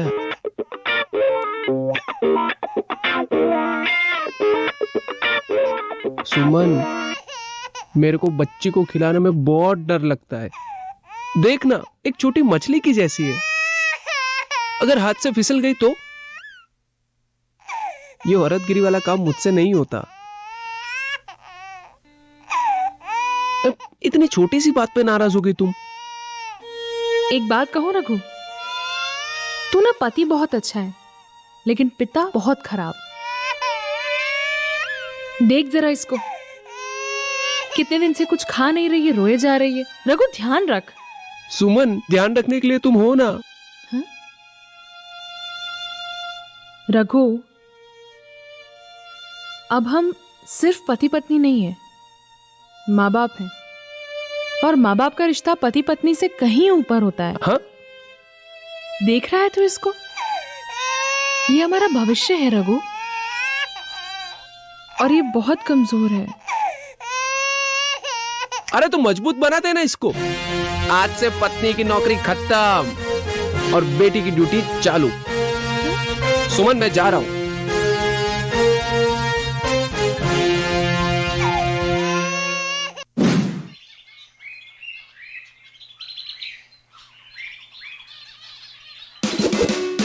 बड़ी मुसीबत में हूँ चाचा, मेरी मदद करो ना. ओ रघु, बोल बोल, तेरे लिए तो कुछ भी कर सकता हूँ. अरे मेरी 8 महीने की बच्ची है ना, हाँ? उसको मुझे बड़ा करना है. कैसे करूँ बता दो. ओ, ये सब छोड़ के तू कुछ भी पूछ ले.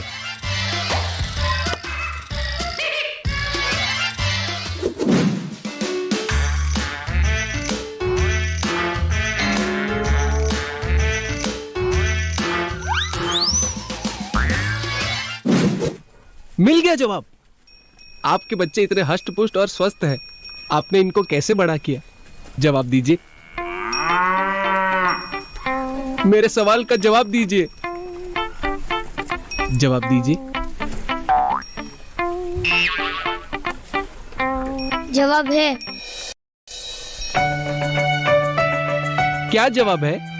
जवाब है, पर मेरी टीचर के पास. टीचर के पास?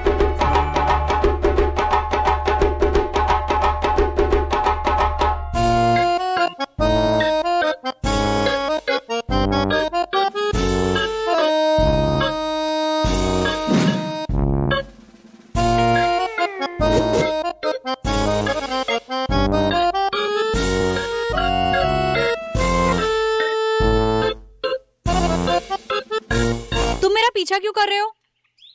क्योंकि आपके पास जवाब है। मतलब? मेरी 8 महीने की बच्ची है। पहले खिलौने की तरह खेलती थी, अब तो जैसे बैटरी खत्म हो गई उसकी, दिन भर रोती रहती है। मुझे उसे बड़ा करना है, मुझे उसे बहुत बड़ा आदमी बनाना है। ठीक है, चलो।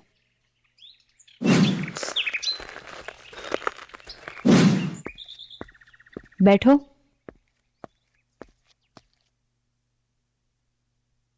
खिलाते क्या हो अपनी बिटिया को? खिलाता हूँ ना मैडम, उसको कभी ऐसे गोद में बिठा के ऐसे खिलाता हूँ, कभी हवा में उछाल उछाल के खिलाता हूँ, कभी कंधे पे बिठा के खिलाता हूँ। बहुत खिलाता हूँ मैडम मैं उसको। मैं ये खिलाने की बात कर रही हूँ। 8 महीने की है, माँ के दूध के अलावा कुछ तो खाती होगी ना? ओ खाना खाती है ना। 6 महीने के होने पर जब उसका अन्नप्राशन किया था, तब अपनी दादी की गोद में बैठ के 2 चम्मच खीर खाया था उसने। खीर उसे बहुत अच्छी लगती है। उसी दिन से हम उसको रोज खीर खिलाते हैं मैडम। सब्जी, घी, तेल, मछली, अंडा या पपीता या केला नहीं खिलाते क्या? अभी कहाँ, इन सब के लिए तो वो बहुत छोटी है ना मैडम। अच्छा, कभी खिलाया नहीं तो तुम्हें कैसे पता? बातें बड़ी बड़ी, बच्चे को बड़ा आदमी बनाना है, पढ़ाना है। देखो रघु, हम अपने बच्चों की अगले 100 साल की प्लानिंग कर लेते हैं, पर पहले 2 साल की नहीं। बच्चों के पहले 5 साल में ये 2 साल सबसे ज्यादा महत्वपूर्ण होते हैं। इन्हीं सालों में तय हो जाता है कि बच्चे की क्षमता क्या है। मतलब पहले 2 साल में ही छापा लग जाता है कि वो इंजीनियर बनेगी, कि डॉक्टर बनेगी, कि टीचर बनेगी। हाँ, पर अगर पहले 2 साल उसके खुराक पर ध्यान नहीं दिया जाए तो बच्चा कमजोर और नाटा भी हो सकता है। पूरी जिंदगी में हमारी लंबाई और चौड़ाई सबसे तेजी से सिर्फ और सिर्फ इन 2 सालों में ही बढ़ती है। इसलिए बच्चा जैसे ही 6 महीने का हो, उसको खिलाना शुरू कर देना चाहिए। मैडम, मेरी बेटी 8 महीने की है, थोड़ा लेट एडमिशन चलेगा क्या मैडम? चलता है, पर अगर पिछले कुछ महीनों में तुमने उसको खीर के अलावा सभी तरह का खाना खिलाया होता तो अब तक उसे सभी खाने का स्वाद आ चुका होता और तुम्हें भी पता चल जाता कि उसको क्या अच्छा लगता है। वैसे कोई बात नहीं, देर आए दुरुस्त आए। पर अब जो मैं कह रही हूँ उसको ध्यान से सुनो और अमल में लाओ। हाँ, बताइए ना मैडम। उसके दिन भर के खाने में रोटी या चावल, दाल, तेल, घी, हरी सब्जियां, अंडा या मांस मछली, पीले नारंगी फल, दूध, दही, इनमें से कम 4 चीजें रोज होनी चाहिए। 4? हाँ, 4। जैसे कि अगर कभी तुम उसको दाल चावल खिलाते हो तो उसमें 1 या 2 चम्मच घी मिला दो, फिर दूसरी बार में थोड़ा सा सब्जी मिला दो और तीसरी बार में दही चावल या कोई और चीज मिला दो। तुम दूध और दही में फलों को भी मसल के उसको दे सकते हो। ये तो आसान है। इतना आसान नहीं है। उसे 9 महीने का होने तक तुम्हें कम से कम दिन में 2 कटोरी खाना खिलाने की आदत डालनी पड़ेगी। और हाँ, ये वो पहले दिन से नहीं खाएगी। धीरे धीरे रोज थोड़ी थोड़ी खाने की मात्रा बढ़ाओ। अब देखो मैडम, मैं और सुमन दिन रात एक कर देंगे। आखिर हमें अपनी बच्ची को बहुत आगे बढ़ाना है।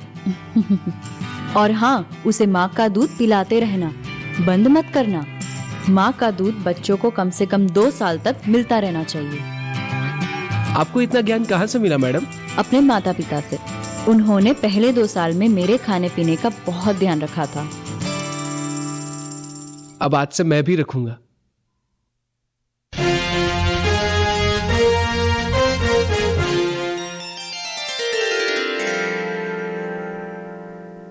सुमन, रोज रोज खीर नहीं।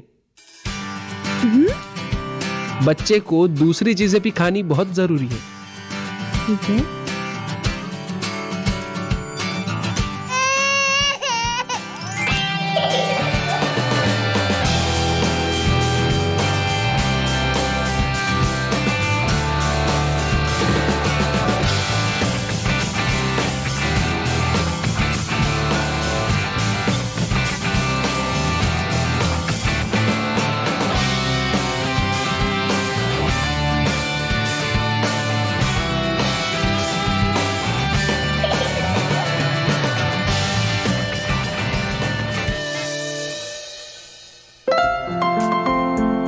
मेरी गुड़िया रानी सो रही है। छोटी सी गुड़िया सो रही है। सो जा बेटा।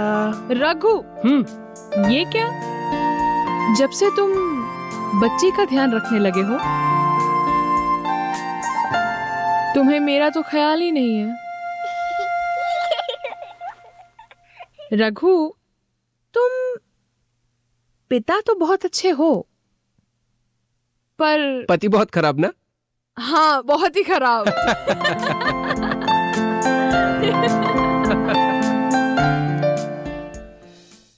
તો મિત્રો તમે જોઈએ આજે ફિલ્મ જોઈ એની અંદર તમે જોયું હશે ને કે એના વૃદ્ધિ વિકાસ માટે બાળકના પહેલાં માના ધાવણની સાથે સાથે ઉપરી આહારનું શું મહત્ત્વ છે ફરીથી આપણે પ્રેઝન્ટેશન ઉપર જોઈએ અને એમાં જોઈએ કે જો બાળકને ઓછું પોષણ મળે તો કઈ રીતે એનું મતલબ આગળ આપણે જોઈએ પ્રમાણે કેવી રીતે એ કુપોષિત થઈ જાય છે અને આ કુપોષણને માપવા માટે આપણે કેવા કેવા પગલાઓ લેવાના હોય છે. તો પહેલું જે એનું સૂચક જે છે તેનું વજન લેવું. બાળક જ્યારે આંગણવાડીમાં આવે છે તો ત્યારે એને આપણે દર માસે તમારે એનું વજન લેવાનું છે. શરીરમાં કુલ બોડી માસનું સંકેતન છે. વજન એ સૌથી સંવેદનશીલ સૂચક છે. બીજું ઊંચાઈ લેવી એટલે કે બાવડાના મધ્ય ભાગની ગોળાઈનું એનું માપ લેવાનું. એને આપણે કહે છે કે મિડ અપર આર્મ સર્કમફરન્સીસ કહેવાય છે એને શારીરિક પરીક્ષણ કરવું. સોજા અથવા તો અન્ય લક્ષણો જેવા કે એનું ફિઝિકલ એક્ઝામિનેશન કરવું. આના આધારે આપણે બાળક પોષિત છે કુપોષિત છે એ નક્કી થાય છે. વજનના આધારે, ઊંચાઈના આધારે, બાવડાના ઘેરાવના આધારે એનું વજનમાં એના પોષણના સ્તરમાં ખબર પડે છે. બીજું છે કુપોષણના જુદા જુદા પ્રકાર. હવે આપણે આગળ કુપોષણ શેનાથી થાય છે, કેમ થાય છે, શું કરવાથી અથવા તો કેમ ખવડાવવાથી કે ન ખવડાવવાના કારણે બાળકો કુપોષિત રહી જાય છે એ જોયું. પણ હવે કુપોષણના પ્રકાર કેવા કેવા હોઈ શકે તો આપણે પ્રકાર વિશે જાણીએ. તો પહેલો જે પ્રકાર છે ઉંમરના પ્રમાણે ઓછું વજન, અંડરવેટ. ICDSની અંદર આ જ માપદંડને સૌથી મહત્ત્વનો ગણવામાં આવે છે અથવા તો આપણે જે પોષણ સ્તર માપીએ છીએ એ ઉંમરના પ્રમાણે ઓછું વજન. આપણે તમને આગળ પણ આના વિશે વિગતવાર સમજાવશું. તો ઉંમરના પ્રમાણે ઓછું વજન એટલે અંડરવેટ. હવે સ્ટન્ટિંગ એટલે ઉંમરના પ્રમાણમાં ઓછી ઊંચાઈ. વેસ્ટિંગ એટલે ઊંચાઈના પ્રમાણમાં ઓછું વજન. આ વેસ્ટિંગ કહેવાય છે. અને સૂક્ષ્મ પોષક તત્વોની ઉણપ એના કારણે કુપોષણ થાય છે. આ જુદા જુદા એના પ્રકાર છે. હવે ઉંમરના પ્રમાણે ઓછું વજન એટલે શું? તો ટૂંકા ગાળા અને લાંબા ગાળાના કુપોષણના સૂચક છે. ઉંમર અને વજનના આધારે બાળકને પોષણ સ્તરના 3 ભાગમાં વહેંચી શકાય છે. એક તંદુરસ્ત એટલે કે લીલા ભાગમાં, બીજું ઓછું વજન એટલે કે પીળા ભાગમાં અને ગંભીર ઓછું વજન એટલે કે લાલ ભાગમાં. હવે ઉંમરના પ્રમાણે ઓછી ઊંચાઈ એટલે કે ઉંમરના પ્રમાણે આપણે જે સ્ટન્ટિંગની વાત કરી તો 3 વર્ષથી નાના બાળકોમાં થવાની શક્યતા સૌથી વધારે છે. તમને પહેલાં જ ઉપરી આહારની જે હમણાં આપણે જે ફિલ્મ જોઈ એ ફિલ્મમાં શું સમજાવ્યું કે બાળક જો 2 વર્ષ સુધી આપણે એના ઉપરી આહારમાં ધ્યાન ન આપીએ તો એ સ્ટન્ટેડ થઈ જાય છે અને એને આપણે ફરીથી સુધારી શકતા નથી અથવા તો સુધારવામાં ખૂબ જ મુશ્કેલી. કદાચ એવું જ કહેવાય કે સ્ટન્ટિંગ જો એકવાર બાળક ઠીંગણું રહી ગયું તો એને પાછળથી એમાં કોઈ સુધારો કરી શકાતો નથી. આથી એના આધારે બાળકને પોષણ સ્તરમાં 3 ભાગમાં વહેંચવું છે: નોર્મલ સ્ટન્ટિંગ અને ગંભીર સ્ટન્ટિંગ. તમે જો 2 ઉદાહરણ તમને અહીંયા આપ્યું છે. એક છે રેખા, જેની ઉંમર 2 વર્ષની છે અને 2 મહિના છે. એની હાઇટ 86 સેન્ટીમીટર છે અને એનું વજન કેટલું છે? 12 કિલોનું છે. બીજું છે રાધા. હવે એનું 4 વર્ષની છે અને 4 મહિના છે. હવે એની પણ હાઇટ જે છે 86 સેન્ટીમીટર છે અને 12 કિલો વજન છે. તો તમને સીધો જ ખબર પડશે કે જેનું 2 વર્ષની ઉંમર છે એનું હાઇટ અને વજન એટલી છે. તો આમાંથી તમે જ મને કહો કે આમાં કોણ સ્ટન્ટિંગ થયું? સ્ટન્ટેડ છોકરી કઈ થઈ? તો એ ખરેખર રાધા છે કે 4 વર્ષ છતાં એની ઊંચાઈ એટલી ઓછી છે અને એનું વજન પણ ઓછું છે. એટલે 2 વર્ષના બાળક જેટલી એની ઊંચાઈ અને વજન 4 વર્ષે છે.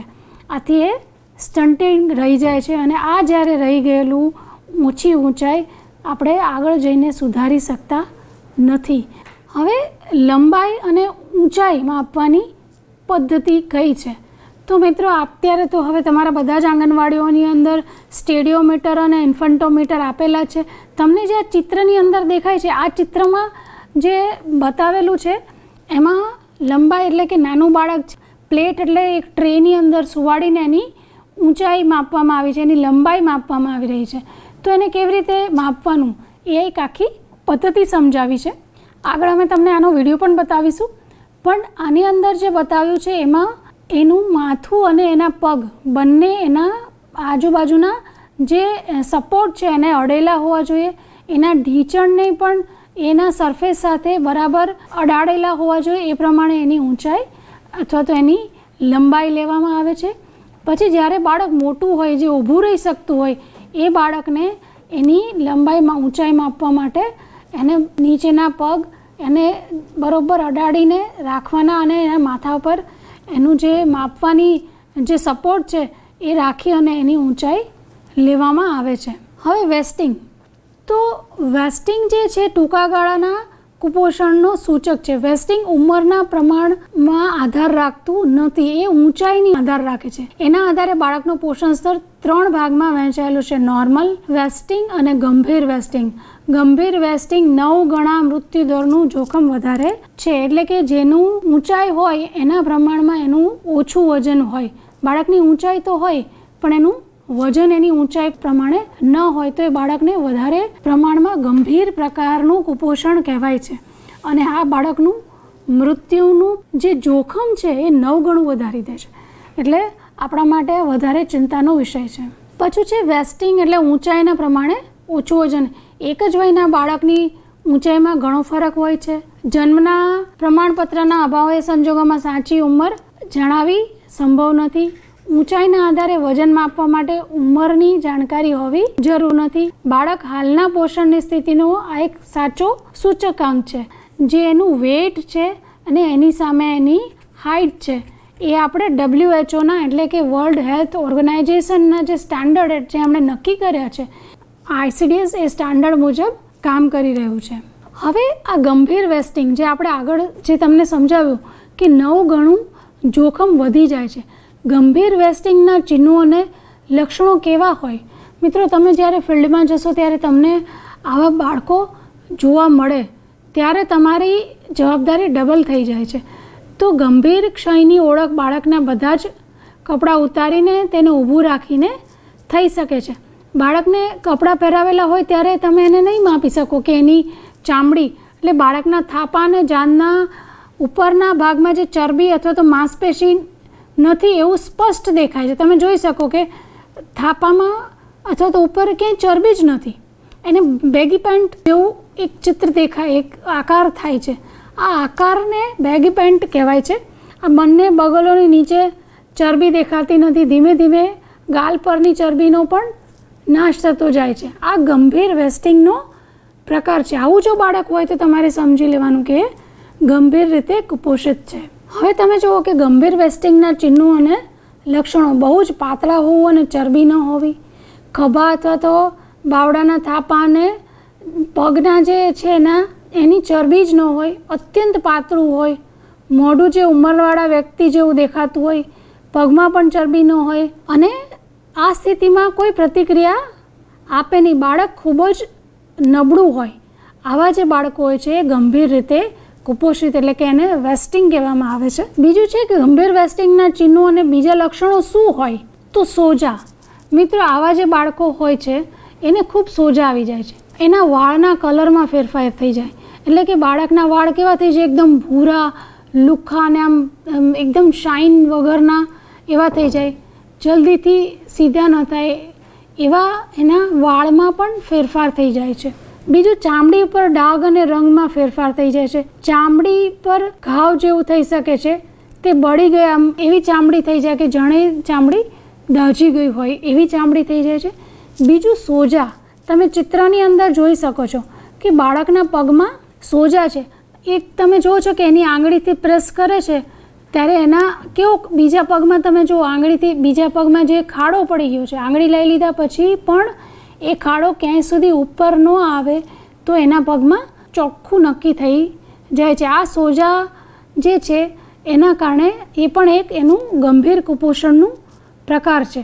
બાળક ઉદાસીત રહે, ચીડિયો થઈ જાય અને એને ભૂખ ન લાગે, કોઈની સાથે વાત ન કરે, આવા બાળકોને તમે ખોરાક આપવો પણ ખૂબ જ મુશ્કેલ થાય છે. ઘણીવાર સોજો જ એકમાત્ર લક્ષણ હોય છે.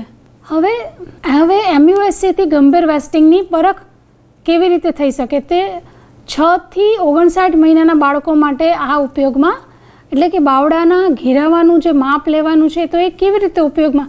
તમને આંગણવાડીઓમાં તમે જશો તો ત્યારે હવે તમને ત્યાં આ પટ્ટી પણ મળશે. ડાબા હાથના બાવડા ઉપર માપવામાં આવે છે. મિત્રો, ડાબો હાથ ખાસ આપણે લેવાનો હોય છે, કારણ કે જમણા હાથથી આપણે મોટા ભાગના કામો કરતા હોઈએ છીએ. એટલે ડાબો હાથના બાવડાઓને પસંદ કરવાનું માપ લેવા માટે. હવે સ્નાયુઓના જથ્થાને તથા ચરબીના સંગ્રહને એ સૂચિત કરે છે. એટલે કે બાળકમાં કેટલી ચરબી છે અથવા તો કેટલા જથ્થામાં એનામાં સ્નાયુઓ અને માંસપેશીઓ છે એની ખબર ત્યારે પડે છે. એટલે કે બાળકમાં પોષણનું સ્તર કેવું છે એ નક્કી કરવા માટેની એક આ જુદી પદ્ધતિ છે. તેમાં ઉંમરથી સ્વતંત્ર છે. એના કારણે આપણે માનો કે મોર્ટાલિટીની, એટલે કે એની બીમારીઓની આપણે આગાહી કરી શકીએ છીએ. એટલે કે બાળક વેસ્ટિંગ હોય તો આ પટ્ટીથી ખબર પડે તો આપણે એની બીમારીની આપણે ઓળખ કરી શકીએ છીએ. આ એની પદ્ધતિ છે કે બાળકને અમે એક આગળ વિડીયોમાં પણ સમજાવશું કે બાળકના ખભા પાસેથી અહીંયાથી લઈ અને અહીંયા કોણી સુધી એ પટ્ટી મૂકવાની, અને માનો કે એ ખભાથી લઈ અને કોણી સુધી જે પટ્ટીનું માપ આવે, માનો કે 14 આવે છે, તો 14 સેન્ટીમીટર હોય તો આપણે એ 7 સેન્ટીમીટર એ બિલકુલ મધ્ય ભાગ થયો. 7 અને 7, 7 દુ 14 થયું. એનો મધ્ય ભાગ જે છે એ 7 છે, 14નો મધ્ય ભાગ. એ 7 પર આપણે એક નિશાન કરશું. પેન પણ તમારે એટલી અણીવાળી નહીં રાખવાની કે બાળકને વાગી જાય. તો ખાસ ત્યાં ટપકું કરી અને પછી આપણે બાવડાના ઘેરાવાનું માપ લેવાનું છે. એક વિન્ડો હશે, એટલે અંદર એક નાનું સરખું એક સરસ કાણું બતાવેલું હશે. એમાંથી એ પટ્ટીને પસાર કરી અને જ્યારે આપણે ખેંચી અને જેટલા સેન્ટીમીટર પર એ આવે છે એ પ્રકારે આપણે એનું પોષણનું સ્તર નક્કી થાય છે. હવે આ મેં તમને જે રીતે કીધું હતું એની લેવાની જુદી જુદી પદ્ધતિ છે. MUSC નક્કી કર્યા પછી, MUSCનું માપ લીધા પછી એડીમાં, અત્યારે અડીમાં કીધું છે, અડીમાં અથવા તો એડીમાં એને કહેવામાં આવે છે. આ એડીમાંની ચકાસણી મેં તમને બતાવ્યું કે બંને પગ ઉપર અંગૂઠા દ્વારા 30 સેકન્ડ સુધી દબાણ આપવામાં આવે છે. એટલે તમારા હાથની આંગળીથી એને તમે 30 સેકન્ડ સુધી જ્યારે તમે દબાવો અને પછી એ જ્યારે ઉપર આવે નહીં અને એમાં ખાડો દેખાય તો એને સોજો, એડીમા એટલે સોજો કહેવામાં આવે છે. ફક્ત બાયલેટરલ એડીમાને પોષણની ખામી તરીકે નોંધવામાં આવે છે.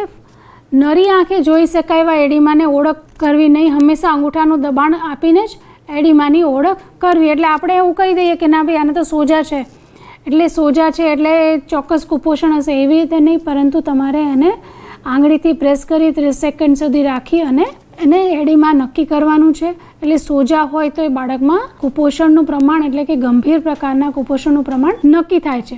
ગ્રોસ એડીમાં એટલે કે આખા શરીરમાં સોજા, મધ્ય એડીમાં સાથળ અને હાથ સુધી માઇલ્ડ એડીમાં એટલે પગમાં સોજા એવું નક્કી થાય છે. સૂક્ષ્મ પોષક તત્વોની ઉણપ. તો સૂક્ષ્મ પોષક તત્વોની ઉણપ આપણે જેમ હમણાં વિડીયોમાં પણ જોયું અને તમને આગળ પણ સમજાયું કે સૂક્ષ્મ પોષક તત્વો એટલે ખનિજો અને વિટામિન્સ. મિત્રો, પોષક તત્વો 2 પ્રકારે હોય છે, એક મેક્રોન્યુટ્રન્ટ અને એક માઇક્રોન્યુટ્રન્ટ. મેક્રોન્યુટ્રન્ટ એટલે પ્રોટીન અને કેલરી, અને માઇક્રોન્યુટ્રન્ટ એટલે જુદા જુદા, જેમ કે હમણાં આપણે આગળ જોયું હતું calcium, vitamin, niacin, thiamine, iodine, iron, એ બધા જ પ્રકારના જે છે એ બધા જ સૂક્ષ્મ પોષક તત્વો છે. એનિમિયામાં વિટામિન એની ઉણપ અને તેના આનુષંગિક ડિસઓર્ડર. એનિમિયા થવું એટલે કે લોહ તત્વની ખામી હોવી. બીજું વિટામિન એની ઉણપ અને તેના આનુષંગિક ડિસઓર્ડર એટલે કે રોગો થતા હોય છે. બીજું આયોડિનની ઉણપ. આયોડિનની આપણે આગળ તમને સમજાવશું. આયોડિનની ઉણપથી જે રોગો થતા હોય છે એના આનુષંગિક રોગો, આ બધા જ સૂક્ષ્મ પોષક તત્વોની ઉણપના કારણે થતું હોય છે. બીજું, કુપોષણ અટકાવવા માટે આપણે શું કરવું, એની આખી જ પ્રક્રિયા કેવી રીતે થાય છે એને આપણે એક મૂવીથી સમજીએ. તો આપણે એક મૂવી જોઈએ. बच्चे हमेशा आगे बढ़ने के लिए बेसब्र होते हैं बच्चे। हीर को ही देखिए, हर साल अपना जन्मदिन धूमधाम से मनाती है। हर साल मानवी की लंबाई और वजन सही सही बढ़ते हैं। वेदांग की आंखें फीकी नहीं है, वो हर रोज नए ख्वाब देखती हैं। लेकिन दूसरी ओर आज भी 38% बच्चे कुपोषित, कमजोर और 54% किशोरियां एनीमिया से ग्रस्त हैं, जिसकी वजह से वो अपना बचपन और पूरा जीवन अपनी पूरी क्षमता से नहीं जी पाते हैं। आखिर क्यों? आज भारत विकास के सबसे महत्वपूर्ण मोड़ पर खड़ा है। आज हमारे पास 65% लोग युवा हैं, जिन्हें प्रधानमंत्री श्री नरेंद्र मोदी जी ने इस देश की सबसे बड़ी ताकत बताया है। आपके परिवार में किसी का जन्मदिन आता है, किसी की शादी की सालगिरह आती है, किसी की पुण्यतिथि आती है, आप उस दिन कुछ न कुछ खाना पका करके खुद आइए, आंगनबाड़ी में बच्चों के साथ बैठिए, खुद परोसिए। एक ऐसा माहौल बनेगा, अब बदलाव देखेंगे। लेकिन जब ये विशाल मानव बल स्वस्थ होगा, तभी तो देश सशक्त हो पाएगा ना। ये गौर किया भारत सरकार ने और प्रधानमंत्री ने लगाई आवाज देश के अब तक के सबसे बड़े न्यूट्रिशन मिशन के लिए, राष्ट्रीय पोषण मिशन, जिसका लक्ष्य है 2022 तक कुपोषण दर को 38 से घटाकर 25% तक ले जाना। पर ये लक्ष्य पाना आसान नहीं है, इसलिए इस मिशन में फ्रंटलाइन वर्कर्स जैसे आंगनबाड़ी कार्यकर्ता, आशा वर्कर्स और जो जमीनी स्तर पर बच्चों के पोषण के लिए काम करते हैं, इन्हें सबसे ज्यादा सशक्त किया जाएगा, जिससे वे बच्चों के पोषण पर मोबाइल से रियल टाइम निगरानी रख सकें और रिपोर्टिंग सही कदम उठा सकें। पर किसी एक डिपार्टमेंट के प्रयास से शायद ये संभव न हो, इसलिए महिला एवं बाल विकास, हेल्थ, वाटर और सैनिटेशन जैसे सभी विभागों को एक प्लेटफॉर्म पर ला दिया है इस मिशन ने, क्योंकि सबका साथ होगा तभी तो सबका विकास होगा। एक और बात, सिर्फ पोषक खाना खिलाने से हमारा मिशन सिद्ध नहीं होगा, हमें व्यवहार परिवर्तन करना होगा। पोषण के साथ साथ हम स्वच्छता की भी आदत डालेंगे, हाथ साबुन से धोएंगे, बाद नहीं खाएंगे, शौचालय का उपयोग करेंगे। जो बच्चियां आगे चलकर मां बनने वाली हैं, उनकी सेहत के साथ समझौता तो बिल्कुल नहीं होने देंगे। महिलाओं की डिलीवरी घर पर नहीं, अस्पतालों में करवाएंगे। हम साथ मिलकर राष्ट्रीय पोषण मिशन को केवल सरकार का काम नहीं, बल्कि जन जन का व्यक्तिगत मिशन बना देंगे, ताकि मानवी, वेदांग और सोनू की तरह देश के लाखों बच्चों को सही पोषण मिले और देश आगे बढ़े, ताकि हमारी अगली पीढ़ी को मिले एक नया भारत, सुपोषित भारत।